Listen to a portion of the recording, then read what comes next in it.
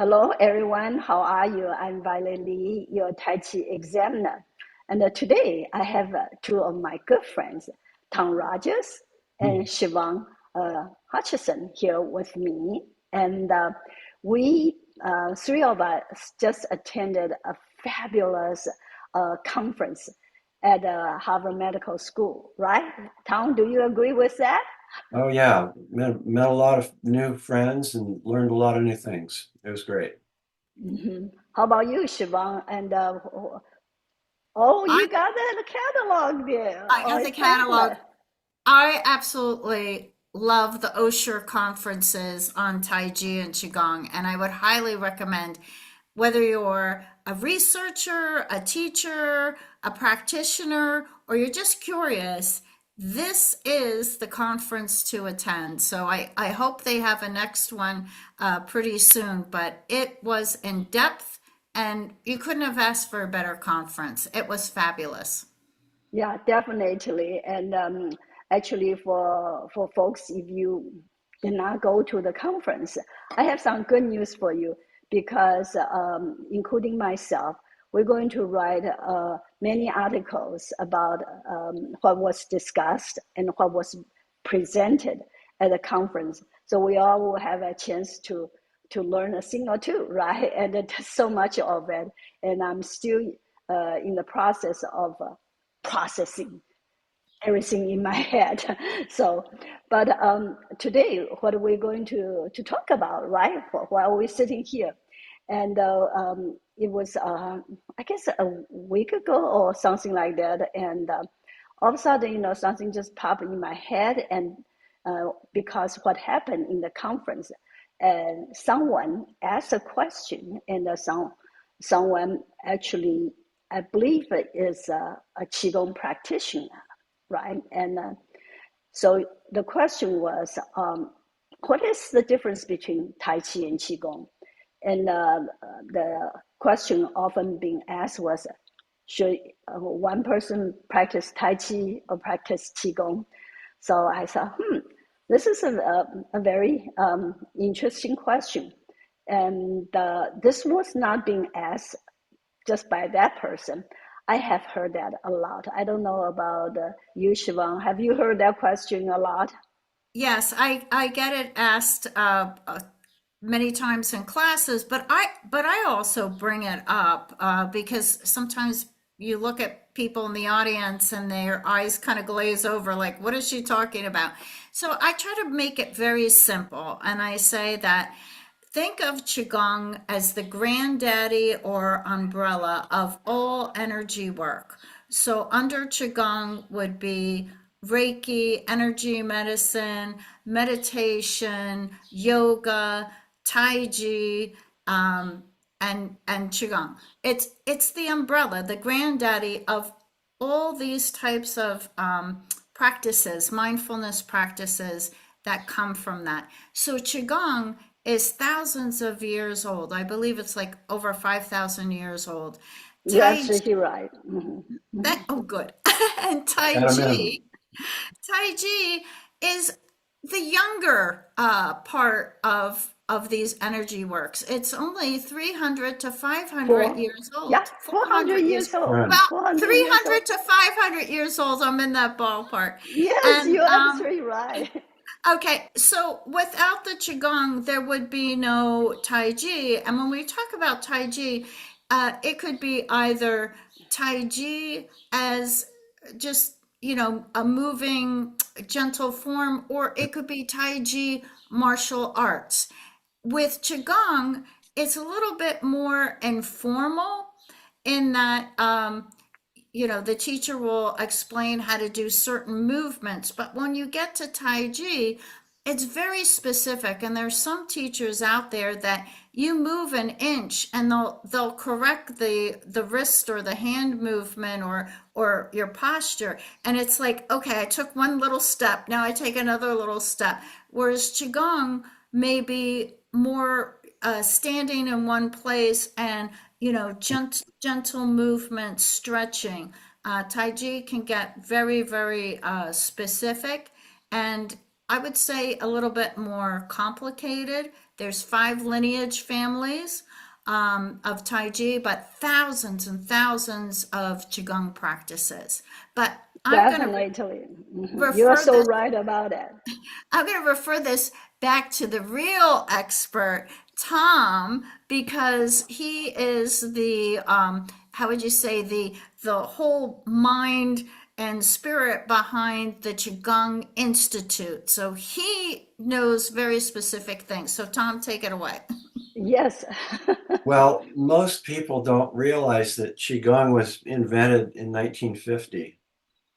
And You mean the term, the word, well, I was going to get to the that. wording? So, Yes, the yeah, wording. But qigong itself is thousands of years old, just like Siobhan said. I know. Well, you got to give me time to say it. So the term is around 1950. Now, there's a couple references to it as Qigong. I found a couple places that are references to it from way back when. But it turns out that this 1950s, when the Communist Party decided, well, we have to bring this back because we need healthcare for this huge population. We got to do something. So they bring it back. But what they bring back is this thing called Qigong. But it turns out Qigong is an umbrella term. And it's an umbrella term for Neigong and Daoyin and Yang Sheng. Yang Sheng, nurturing health, and then Neigong, internal energy work, and then Daoyin, which is one of my favorites actually, is stretching. So Qigong is all of those things. Well, I have to. It's not totally stretch. Stretch is one form of Daoyin, but Daoyin, even from the Chinese character, means using the movement and to leave the energy, moving. So Oh, that's well, my take on my it. favorite health Qigong is Ma Wang Doi Daoyin Shu. And Mhm. and you're right, it's both. I mean, it's so cool. You're out doing these, things that are really stretching, but you're actually moving around, moving your body. So I love it. Yes, and well, in many ways, the Tai Chi Chuan, okay, is using the Daoyin, that kind of a concept, because Tai Chi Chuan constantly moving the body and moving the arms and the legs and so forth. So it is a form of a Qigong, and utilizing the how should I say, the Daoyin method, as well as the breathing, tuna. Tonight is another qigong so-called techniques, and it's also being used, and then also mindfulness. And I think it doesn't matter Tai Chi or qigong, and it's a regulator of the mind, regulate the body, and regulate of the breathing. So all three parts. So I think both Tai Chi and qigong all have these three parts, right? And then, so Tom, you practice both Tai Chi and Qigong. You're certified teaching both, right? And then Yes. you're the president of Qigong Institute, and there is a page and on your website, and talking about the difference between two.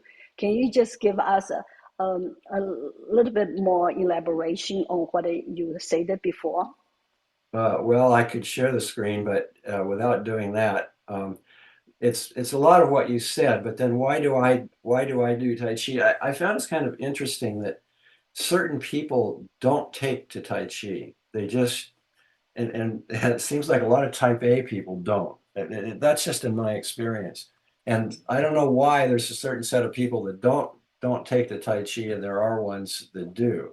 But one of the main things I like about it is the cognitive part. Because, well, there's the two things it's mainly noted for, I would say, is fall prevention, lowering the incidence of falls, and keeping your cognitive health. Because I find that I've been doing forms for, I don't know, some forms for 20 years or so. And then all of a sudden, it's like I'll go, wait a minute, did I move the right way? Was that right? And then I have to go back and figure it out. So it's really interesting that it keeps challenging you, as you practice it through your life. It just keeps challenging you. So I really like that part about it. You're Well, talking Tom, about Tai Chi Chuan, is that right? About Tai Chi, yeah, right. Yeah, uh, okay. can I say, Tom, I find that to be true of Qigong as well. There's many forms of Qigong, and the ones that I've been exposed to also help with balance and also help the right brain and or the right hemisphere of the brain and the left hemisphere of the brain work together. So Oh yeah, there, there are a lot, but they don't really do it in quite the same way because a lot of the Tai Chis, a lot of the Qigongs that I do are considered Tai Chi Qigongs, which you do a certain move a number of times in a row. right, But if you look at say uh, Wild Goose Qigong, that's just exactly like Tai Chi because those are long forms and there's a lot of them. Primordial right. Qigong, that's another one Mm. that I do that's like that, where you have to go through an entire form. But you're right. I mean, within like my Ma Wang Doi that I really like a Mhm. lot, if I don't do it for a while, then I'll follow along with the video, and then I go, well, am I supposed to raise up right here or not? And I'll kind of not remember, a few of these little Mhm. details. So yeah, you're right. I mean, qigong can challenge you a lot. That's for sure. Yeah, I don't find a difference there, okay, with the practices. So I find them very similar in that yeah, respect. so here I beg to be different. I'm just talking in general term, okay? Mhm. When we look at uh, the general health qigong forms, yes, there are thousands of qigong forms. Some Mm. could be just very complicated as Tai Chi Chuan, as you both mentioned. However, most forms people practice nowadays, they are simple. Agree? Yeah. Disagree? Okay, so Well, they are simple. I'd caution on that. From all I know is from the American experience. So if we're talking about the American experience, I would say yes, that audience or our audience wants simple. But I don't know about the rest of the world. Maybe they do have more patience than we do, and they want those more complex forms. Well, there's Well, certainly a I'm lot not of saying them. they, yeah, go ahead, Well, Tom. certainly a lot of them do. I mean, if you talk to the people that are evangelizing health qigong in China, what they do is they're promoting competitions, among kids and in different school situations because they want to turn them on to health qigong. Now, health qigong trademark. I mean, the in 2007, the Chinese government came up with a few forms of qigong. Really good forms. I really like them, and they promote those worldwide. So there's worldwide health qigong organizations, and those tend to, from what I've seen, it looks like they take a little bit more of a martial art attitude towards the practice. Well, Just I, uh, my personal opinion, I think it's it's funny. And when I first saw they have competition items for qigong, because qigong supposedly is more internal, right? Mhm. And yes, like you said, the ones they selected normally like 八段锦, Mhm. five animal frolics, and 易筋经 and 洗髓经. So these they are more movement driven, and in certain ways Right. kind of similar to Tai Chi Chuan. Of course, they are not martial arts like Tai Chi Chuan. Okay, so that's one. And oh, since you mentioned about health qigong, I just want to add a little bit to it. And qigong is so broad, as Siobhan you put it, right? And Right. and then there's some people say they can use their mind to bend metals. That's qigong also. Okay, I never witnessed that myself, so I'm kind of suspicious about that. But anyway, so it gets kind of how should I say, crazy in a way, because some people in China claim they can just, you know, don't even need to touch people. They can heal people, and they cheat people out of money or whatever, and it was just bad. So for a long time, qigong practice was banned, and then so we know in the 50s they pay attention to that, to qigong, but then has a cultural revolution. They banned it for 10 years, and even after cultural revolution was over, that's like in 1976 or something like that, and then many things they resume, but in many ways qigong practice still kind of underground, and just because there are a lot of people out there, and then they take advantage of others. And believe it or not, my first Tai Chi instructor, she was from China, and she said Tai Chi is Tai Chi, Qigong is Qigong.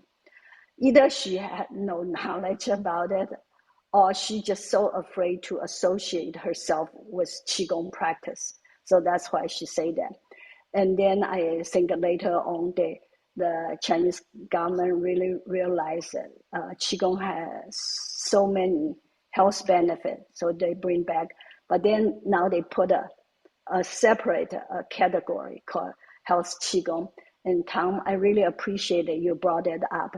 And to me, a lot of the Qigong, especially practiced in the West, should be called health Qigong.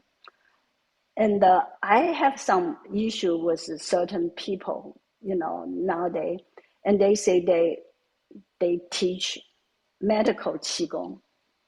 I have problem with that. I do I too.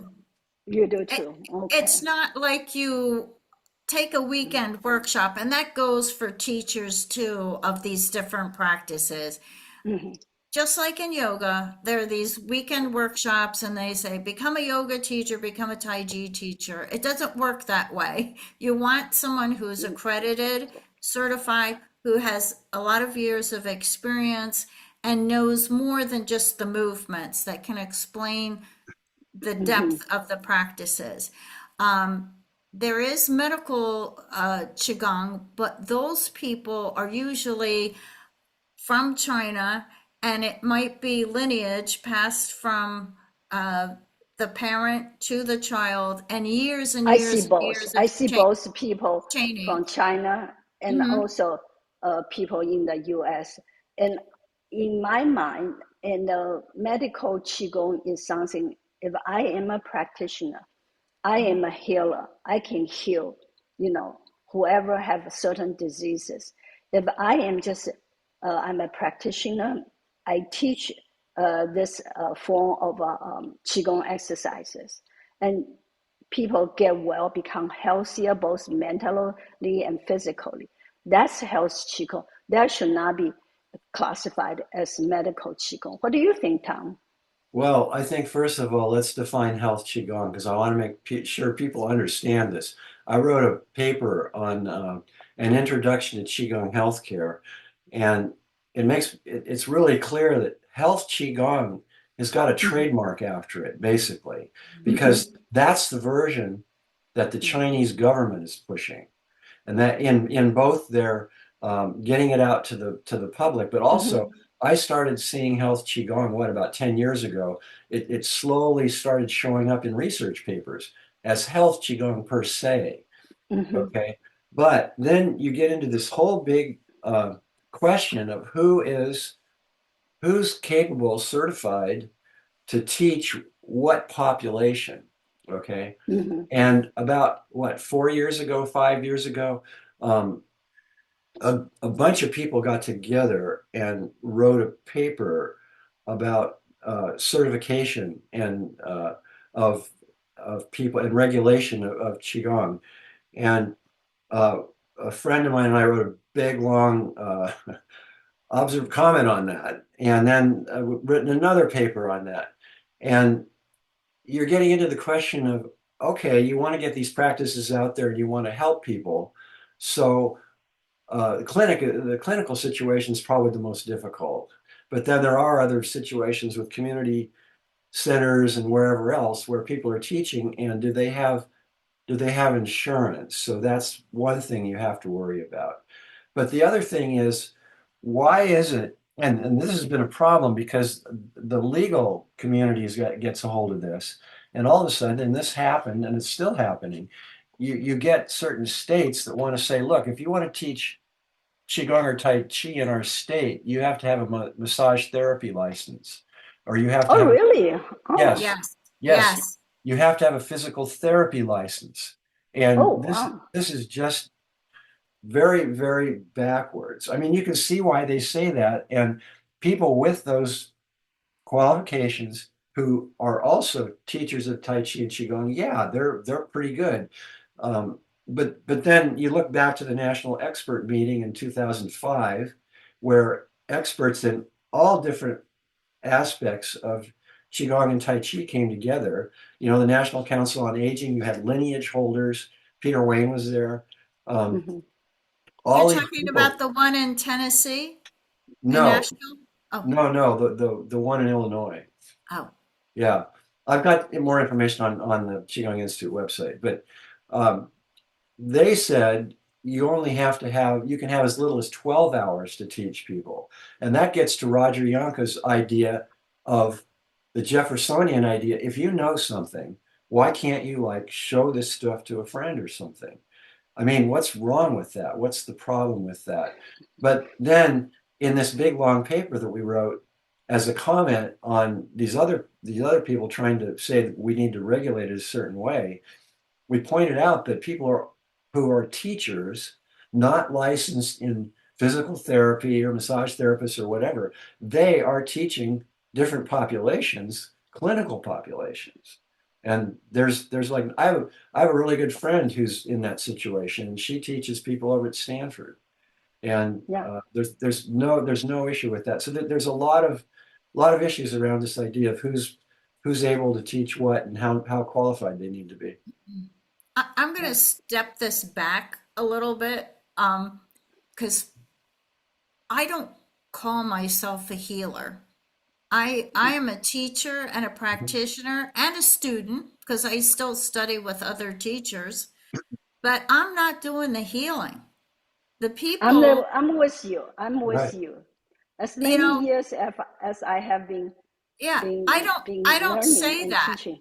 But to go back to your question a while ago about, you know, medical qigong, yes, there are people that have studied for years and years and years, whether it's in China or in the US, Mhm. for many years, and can direct the qi to specific parts of a person's body without the person engaging with them. Hmm. They're doing it to the person.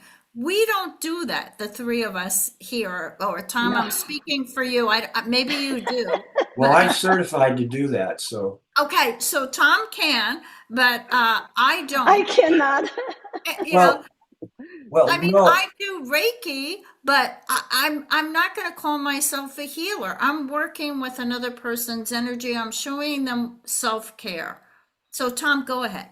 well, there's the whole thing about if you're doing external qigong and therapeutic touch and Reiki are forms of external qigong. If you're doing that, where's the benefit coming from? And you're using the term qi, and there's no scientific evidence for qi. We all know that, but Mm, it, I, I, there, I, I beg to be different. Okay, well, no, but there you isn't. go ahead. You go Well, ahead. okay, so then where is that benefit coming from? Well, the benefit is obviously two places it can come from is the doctor-patient relationship, you know.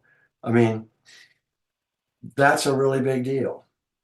So I think that, and the placebo effect is another one. I got a web page on So, that. so, so, Tom, are you saying I am right now currently like a Siobhan? I claim, I'm just a practitioner. I Mhm. am not a healer, okay? But if I want to put that facade on, okay, start calling myself a healer. and I work with certain people, and they have great improvement. As a matter of fact, as a teacher, a practitioner myself, I'm not a healer. I have seen great results, okay, among my students. But you say now I can put on that facade and telling people I am a healer. Is that what you're saying? Because Uh, there could be a placebo effect. And maybe I should put it on a white robe, Okay, like well, the I doctor. listen. We will get into trouble with the medical community. I know this. I've taken a lot of ethics classes, and they have warned us. You cannot call the your students patients. They're not patients. That's right. for No, the medical community. No. We're teaching, yes, Tom, there is an effect. You have that teacher student relationship. Yes, that helps. But if the person isn't doing the movements and not doing what you're telling them to do, it's not going to happen Well, unless you're a medical Qigong person.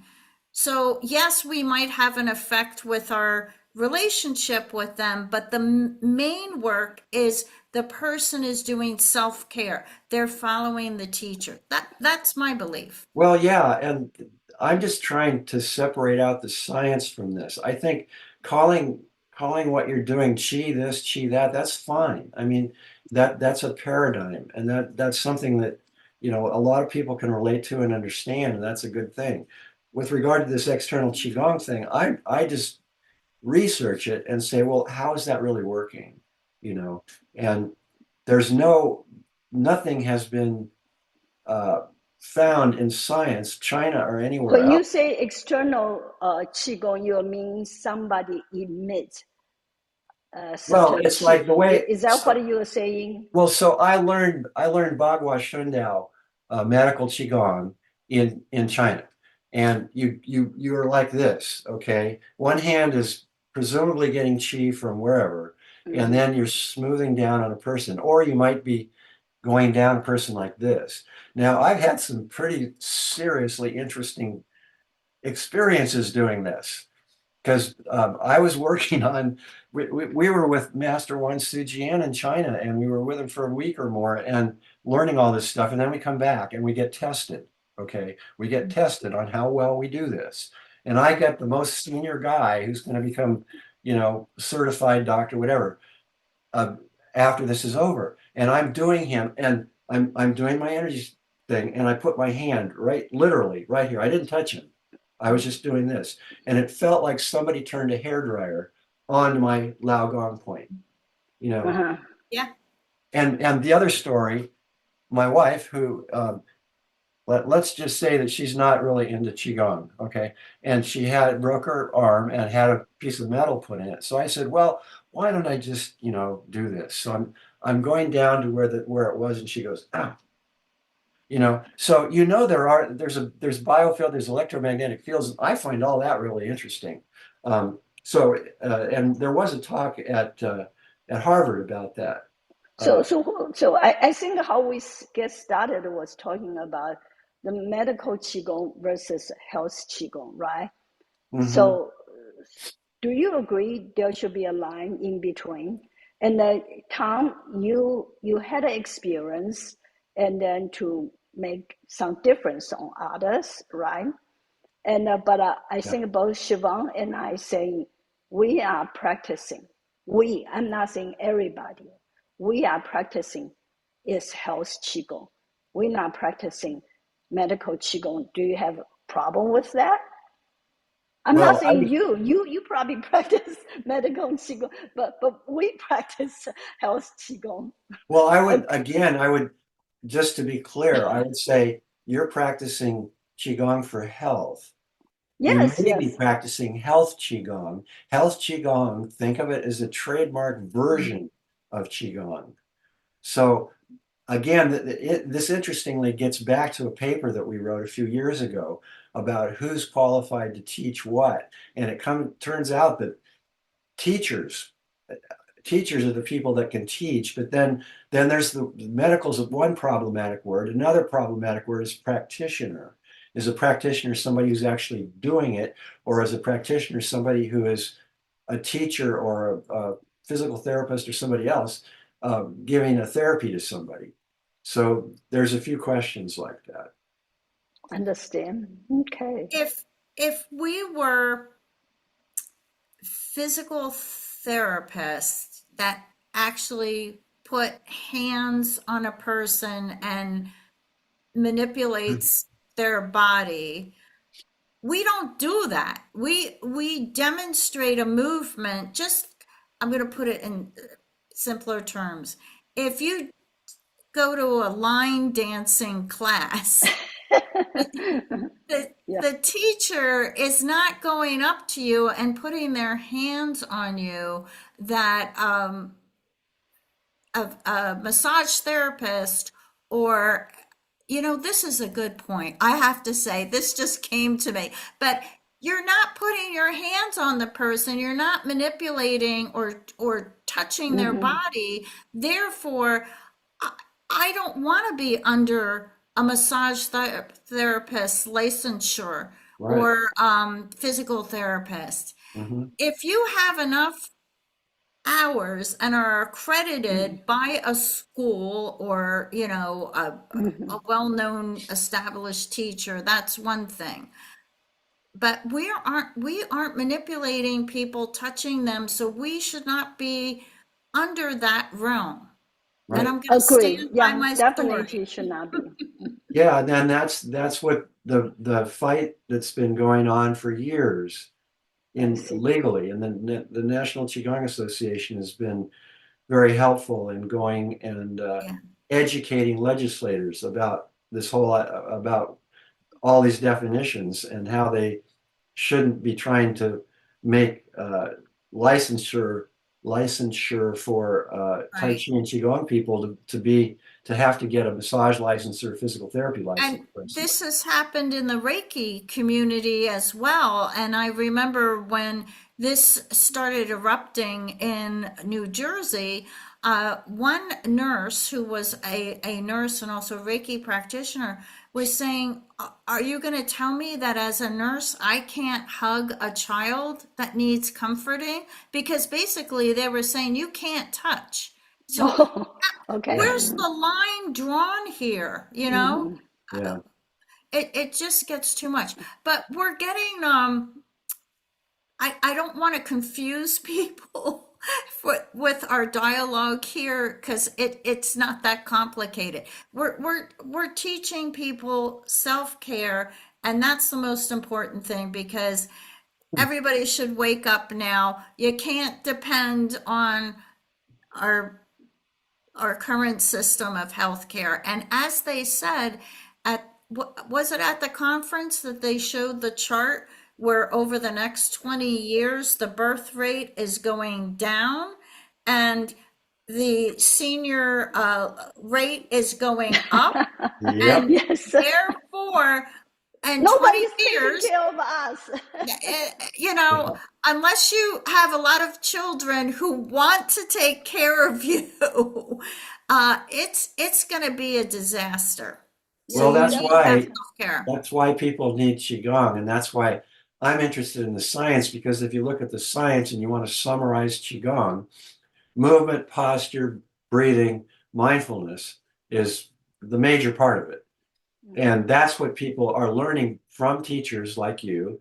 And then they do that practice, and their bodies are smarter than they are. The bodies are reacting to the autonomic nervous system being calmed down, rest, digest, restoration.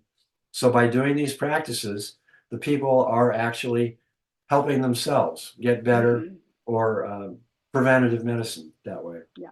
Well, there's one thing I always say, when people ask me what's the difference between Tai Chi and Qigong, I mentioned some of the things which we have already discussed, but personally, I also feel, okay, because Tai Chi Chuan is a lot more complicated.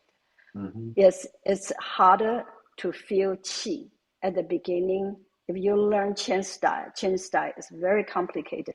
Even my teacher say that I agree. the first year you don't feel the qi, okay, and but qigong practice people can feel it immediately. However, because the Tai Chi Chuan is so difficult to learn, it keep going and going. People can learn years; they still learning.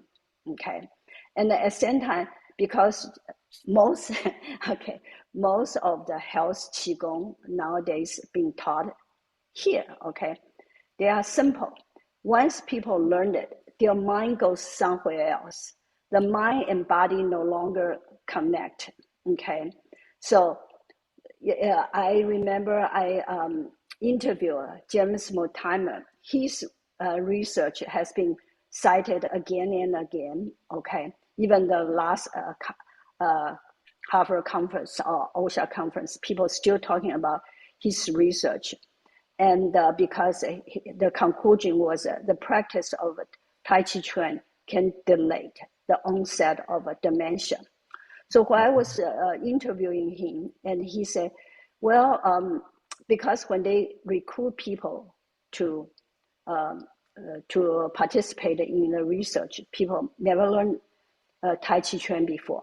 He said, I'm afraid once people learn the form, okay, they will be putting on autopilot, and then their brain will not work as hard as focus, and then so the effect of the brain things will not be there anymore. And I told him, don't worry about that, because Tai Chi Chuan is extremely complicated. And even myself, I have learned 20-some years, I'm still learning. Even, I'm not talking about different forms, even for the same form, I still have room for improvement. So with that, I think you keep the mind part always there. That's my take on it. I'm very puzzled by that statement because I always call these practices mindful moving meditation. You have to be present. Well, you have to. However, a lot of people, once they know the movement, the mind goes somewhere else, Okay, and it's but become autopilot. I'm not talking about you. I I'm not talking about okay. your No. teaching, but a lot of people are that way. You I when cannot I deny teach that. You when I cannot teach deny that people no, wait do a that. minute. When I teach, I make it very clear that the mind cannot want, of course it's going to wander. It's Yes, designed to yes, wander. yes, yes. But I keep repeating, You focus are on the good at it. soles, Yes, yes. focus on the soles of the feet, move from the dantian, as soon let the cloud of, whatever. But while you're here, you have to be in the present moment. If they're not in the present moment, I don't see how they're getting any benefits from it. Tom, what do You you are think? absolutely right. Well, if you look if you look at the pie, here's qigong, okay, and you've got your movement and your posture, and you got your breathing, and then what's left is the meditation. The first part of the meditation is mindfulness, okay? Mindfulness is present moment. Well, what are you turning your present moment to? Are you turning your present moment to the movements? Are you turning your present moment to you're doing the movements, but you're thinking about, going and getting an ice cream or something? Or are you in Qigong especially, are you taking your mindfulness and your present moment awareness and focusing it on your somatic experience, your subjective experience of your body activity? That's called interoception. And that's huge because interoception has been indicated in just a plethora of diseases and health situations. And so Qigong practice teaches people to look inside and feel what the body's doing. And then by doing that, they eventually put their nervous system into the rest and digest state instead of it being in, say, the worst possible, which is a chronic state of being in fight or flight, sympathetic.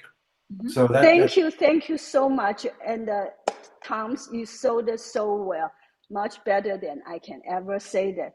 And Siobhan, obviously you are a great teacher, and you keep giving them the cue and help them to stay on with their body. So I think it is so essential. That's why, I think it's the value of going to a class. Don't think, everybody out there practice, don't think you already know the form and then you just go doing it and you put autopilot, your mind is somewhere else, like Tom saying, think about ice cream. If that's the case, it's only ice cream, Yeah. right? You're not Well, going to get the benefit out of the practice. So it is so important. However, a lot of people, when they are practicing themselves, they don't have Siobhan there reminded this and that and guided through that. So what you are doing, almost like guided meditation, it's excellent. That's great, and we need more teachers like you. Yeah, that's all I can say.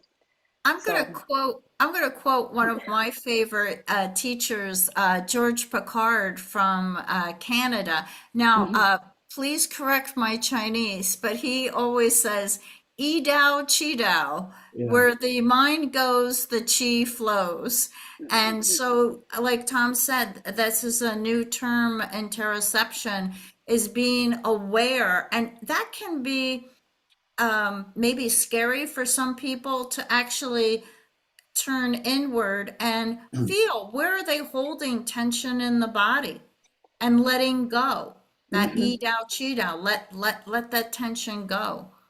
Well, it can especially be a problem if you're a person who's got an issue with their autonomic nervous system and your reaction to certain situations is one of trauma, and that would be your shying away from it and you're going into a survival mode. And mhm. people don't realize that some people will do mindfulness and it'll shut them down. So this is one thing what people have to understand, that there's certain populations that, especially if you're a teacher, you have to be aware that some people are not going to take very well to this wonderful mindfulness that everybody loves so much and does all these great things, because if they start doing mindfulness, they're going to freak out or they're going to shut down. Oh, please Well, be careful. again, I have a slightly different view on that. Tom, what you said may be a very small population percentage wise, like that way. Hold on a second. Let me bring you a book, okay? Yeah. And so So this is Tom, from a I agree psychologist. with Violet. It's a small percentage, and I call it a healing release. It's very, very rare. Well, if you look at polyvagal theory and the books that are being written about trauma therapy, it's a Okay. little more common than people think, but it's I, not like So a big deal. So here is the book, and done by psychology, whatever, Mhm. and it's talking about chronic pains. Who Okay, is the author? Alan Gordon. Okay, Okay. Hmm. so what it says actually is very much like mindfulness, and then he said you observe it. If you have a pen, say in your hand, you just very subjective, no, objectively observe it, and then just, and to kind of feel it. So in many ways, it's very similar to our practice of mindfulness, our qigong, right?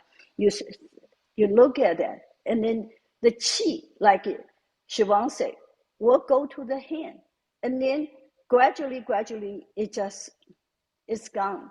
So, I mean, his method has been very successful and being utilized by many. So, but again, how many is many, how small is small, right? Okay. We don't have exact number talking about the percentage. Yes, Siobhan. All of us here, I believe, have been teaching for 20, 25 years or more. No, And no, I'm only 5 years old, so I are you cannot be teaching. serious? You're only okay. So we've been teaching for a long time, and out of that time, I've only had one person that had a physical reaction to what I was teaching. Just one person. And that because, Tom, their triple warmer, or you want to call it their fight, flight, or freeze response, was so overcharged, they weren't grounded. But when you think, I mean, I'm teaching like up to 5 classes a day at times, 5 days a week.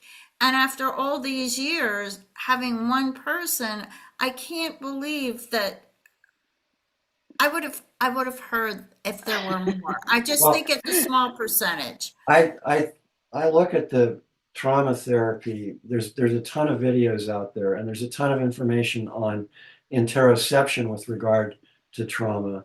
And it's all based, most of it's based on polyvagal theory. So the trauma crowd, PTSD, et cetera, there are, a number of people, but then what's a number? I don't know, but that the trauma therapy folks have embraced polyvagal theory because it explains what's going on and why Right. Okay, when some people did mindfulness, it went the wrong way. okay, Well, what so mindfulness practices were they doing, Tom? Was it Tai Chi and Qigong? Because the veterans are doing Tai Chi and Qigong. yes, Well, yeah. So it really depends, and also how bad was the situation to start with, right? We are definitely not a psychologist or psychiatrist. So I think the population we have worked with, and in general, I mean, I have taught 20 years now, and I haven't met anyone. Maybe the person just sneak out of the room, never told me anything. That's possible, but it's all very positive, and at least I have not encountered that. I don't mean say it doesn't exist, but Yeah. I have not encountered that myself. well, the thing that I wish would happen is that I've seen all this really good work with Porges's polyvagal theory and how the trauma community has embraced it, but they haven't embraced Tai Chi and Qigong as the intervention. I And see. that's Well, what I, that's yeah, what I that think that needs to happen. that's I think that's a very very good how should I say statement. And actually, I guess uh, Tom, you were at the first, Siobhan, you were at the first OSHA meeting, right? And at Yes. that time, and they talk about it. Actually, a veteran VA, they Yes. they identify Tai Chi is a good way to help PTSD. So Yeah. yes, yeah, well, you know what? This is how should I say? I We can go on and on discuss this all day long, and I truly appreciate this opportunity to speak with you both, and I really enjoying it. And any final words before we sign off? And how about start with you, Siobhan? Anything you would like to part with the Well, audience? first of all, thank you for inviting us. And I find these provocative discussions really thrilling. And, we each have our different expertise and perspectives. And Tom and Violet, I respect you both so much. And I think we have more in common in our approach and our thoughts on this than we do differences. So I honor you both and I love you both. Thank you. Well, Thank you. I just say what she said. I think that it's great having these discussions, and I hope that people can find things that really motivate them about getting started with Qigong and Tai Chi if they aren't already. That's for sure. Well, thank you all very much. And anyone you out there and or you read the article to accompany with this interview, or you watching it on YouTube, drop me a line or two and tell not just me and Siobhan and Tom, what do you think about our discussion? Yes, you can argue with us, okay? So you're welcome. And thank you all very much, and see you on next time. Bye.